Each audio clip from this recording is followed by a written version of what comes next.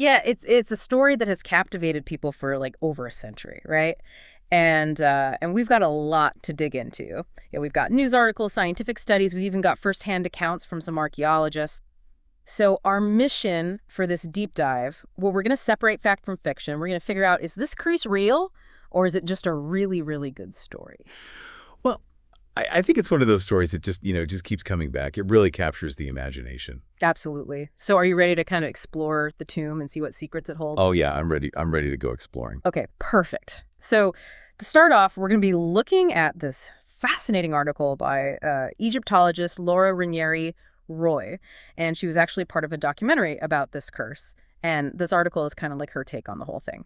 So she starts by taking us back to the very beginning, 1922 Valley of the Kings, and the discovery of Tutankhamun's tomb by Howard Carter. I mean, this was a worldwide sensation. Oh yeah, absolutely. It was huge. Yeah. I mean, and that media frenzy really played a big role in kind of shaping how we saw this whole curse thing. I mean, even before anything bad happened, there were already these whispers and rumors flying around, you know. It's like that inscription on a magic brick found near like the Anubis shrine in the tomb, right? Right. It warns of like desert flame. Yeah. But it seems more like a protective spell to me than like an actual curse, wouldn't you say? Yeah, I think so too. It's more about warding off intruders, you know, like protecting the pharaoh's eternal slumber and all that. It's definitely Okay. interesting, but it's not the kind of, doom and gloom that you think of when you hear deadly curse.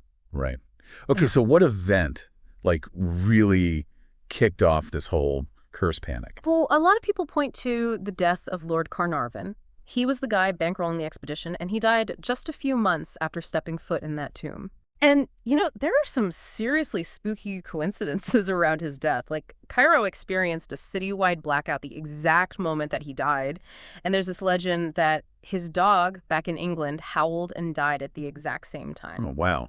Do you think the media at the time might have sensationalized this to make it a better story? Yeah. Because this is like prime fake news territory. Oh, absolutely. The 1920s was like the golden age of spiritualism, and the media was totally ready to capitalize on that public fascination with the supernatural. And Carnarvon himself, he believed in that stuff. And his death, with all those weird coincidences, it just fueled the flames of that curse narrative. Right. Journalists like Marie Corelli were issuing these ominous warnings in like the Times of London, and that just further stoked public fear.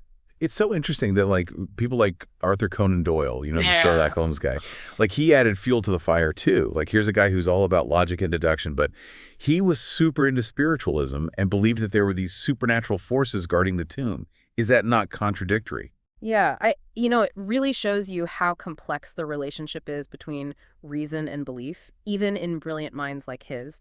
And there's this really tragic story of this journalist and archaeologist, Arthur Weigel. He saw Carnarvon joking around in the tomb and predicted that he only had 6 weeks to live. And chillingly, his prediction came true. Oh my God, that's creepy. It makes you wonder like if believing in a curse can actually like manifest it, Well, Yeah, the power of suggestion is definitely a real thing. And unfortunately, that curse narrative didn't end there. Yeah, Ranieri Roy's article mentions a bunch more tragedies that happened to people connected to the tomb. Like Prince Ali Kamal Fahmy Bey, he was shot by his wife. Hmm. Audrey Herbert, who was Carnarvon's half-brother, died from blood poisoning. And archaeologist Hugh Evelyn White, he worked on the tomb and he committed suicide. He even left a note blaming the curse. Yeah, it's a lot of really sad stories, but we have to remember correlation doesn't equal causation, right? Hmm. Just because these things happen after visiting the tomb doesn't mean the tomb caused them. Right, yeah. It's like we look for patterns even when they might not actually exist. Yeah, exactly. And that tendency is at the heart of so many superstitions and beliefs. We'll see it again when we look at the more scientific explanations for these so-called curse-related deaths. Okay, so let's get into that then. So we've got all these like unfortunate events, spooky coincidences, and even those predictions that turned out to be true. But before we jump to conclusions about like the supernatural, let's talk about some of the potential scientific explanations. Like Ranieri Roy in her article, she explores some of those too, and it turns out ancient tombs, they can be pretty dangerous places. Oh, yeah, for sure. I mean, these tombs have been sealed up for centuries, right? So they can be home to all sorts of nasty stuff. We're talking toxic molds like Aspergillus niger and Aspergillus flifagus, things like that. They can release spores into the air And breathing those in can cause like serious health problems, right? Oh, absolutely. Respiratory infections, allergic reactions, even bleeding in the lungs. In fact, there have even been cases of archaeologists, exploring these tombs and becoming ill, even dying from exposure to these molds. That's terrifying. I'm picturing like those early archaeologists, back in the 20s, going into these dark, dusty tombs with no protective gear, just a torch and like a thirst for adventure. Yeah, it's amazing how much archaeology has changed, when it comes to safety. Yeah. But even beyond the molds, you've got to think about the gases that are trapped inside. Like ammonia and formaldehyde can build up over time, creating this toxic atmosphere. Okay, so it sounds like there were plenty of real dangers lurking in these tombs. We don't even need to bring in like a supernatural curse. But what about Tutankhamun's tomb specifically? Did they find any of those hazardous molds or gases? Well, they did find traces of some ancient mold, but when they analyzed it, it turned out to be inactive, harmless. And while those dangerous gases are definitely a concern in a lot of tombs, there's no sign they played a role in the deaths connected to Tutankhamun's tomb. Okay, so if it wasn't mold, gases, or a supernatural curse, what was it? Just a bunch of bad luck blown way out of proportion by the media. Well, that's where things get interesting. There was this study published back in 2002 in the British Medical Journal, Yeah. and they analyzed the lifespans of all the people who entered Tutankhamun's tomb. And what they found was pretty surprising. I guess they all died young and tragically. Nope, actually quite the opposite. They found that statistically speaking, the people who went into that tomb actually lived longer than their peers. Wow. So much for the curse. Sounds like Howard Carter was right all along. He always dismissed the curse as Tommy rot. Yeah. He even joked about putting a curse on anyone who talked about it. The irony. It really makes you think about the power of belief, how it can shape how we see things. Totally. But even if we forget about the supernatural stuff, there's this other curse at play here, one that Ranieri Roy argues is way more real and way more dangerous. You're talking about like the impact of tourism on these sites, Right? I remember that from the article. It makes sense, but it's also kind of a bummer to think about. Like our fascination with the past is actually hurting it. Yeah, it's a complicated issue for sure. On the one hand, you have this incredible desire to connect with history, to see these amazing places in person. And tourism is hugely important, especially for countries with rich archaeological sites. Oh, yeah. I've been lucky enough to visit some ancient sites, and there's nothing like it. You're standing in a place that's thousands of years old. It's magical. It really is. And that desire to connect with the past, it's something we all share. It's part of what makes us human. But the more people that visit these places, the more wear and tear they experience. Yeah, Ranieri Roy mentioned moisture from visitors. Yeah. It fuels mold growth. And I remember reading about how even like the oils from our skin, just touching something can damage it. It's true. And it's not just the physical damage either. The crowds, the noise, the security measures. It takes away from the experience for visitors and for the site itself. It's like trying to have a spiritual experience at a rock concert, right? Exactly. It's all about finding the right balance. Accessibility and preservation, that's the key.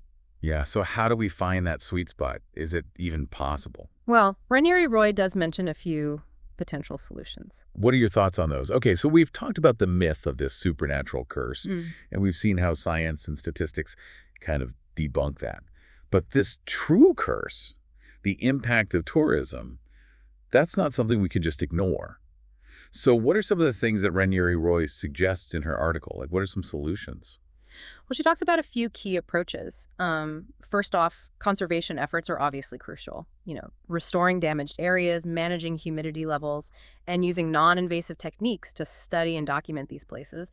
We're seeing a lot of cool new technology being used in that area, like laser scanning, creating 3D models. Yeah, those 3D models are awesome. Like you can basically walk through Tut's tomb online. It's obviously not the same as actually being there, but it gives you a good sense of the space. Exactly. And that leads to another potential solution, virtual reality.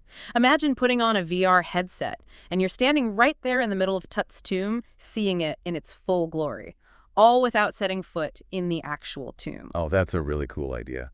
But I don't know, would it really be the same? Like, wouldn't you miss that feeling of actually being there? Surrounded by history? Yeah, I get what you mean. There's definitely something unique about experiencing these places firsthand. But VR could be an incredible tool for education, outreach, and even for taking some pressure off of these fragile sites. It's not about replacing the real thing. It's about giving people another way to experience it, a way that's accessible and sustainable. So like a multi-pronged approach. Yeah. Conservation, technology, and maybe even limiting access to some areas. Exactly. There's no single solution that will work for everything. Each site is different, it has its own challenges and its own opportunities. But the important thing is to be thinking ahead, thinking long term. We need to find ways to share these wonders with the world while making sure they're still around for future generations. It makes you think, is our fascination with the past ultimately destructive? Hmm. I wouldn't say that. I think it's in our nature to want to understand where we come from, Hmm. connect with history. That's what makes us human. But we have to find a way to do it without causing harm. And that's true for more than just ancient tombs, right? I mean, we see this everywhere. Ancient cities overwhelmed with tourists, coral reefs dying, natural wonders being loved to death. It's kind of overwhelming, honestly. Like, what can one person even do? Yeah, it's easy to feel that way. But every action, every choice we make, it has an impact. Being thoughtful about the way we travel, supporting sustainable tourism, donating to conservation efforts, even just educating ourselves and staying informed, those are all meaningful things we can do. Knowledge is power, right? Absolutely. And awareness leads to action. Well, this deep dive has been full of twists and turns. We started with spooky curses and ended up talking about the very real effects we have on the past. It really shows that we're not just passive observers of history. We play a role in shaping its future. Yeah, that's a great point. It's been a pleasure joining you on this journey into the curse of King Tut. Thanks for being here. And thanks to everyone listening. We hope this deep dive has given you something to think about. Until next time, keep exploring, keep questioning, and keep diving deep.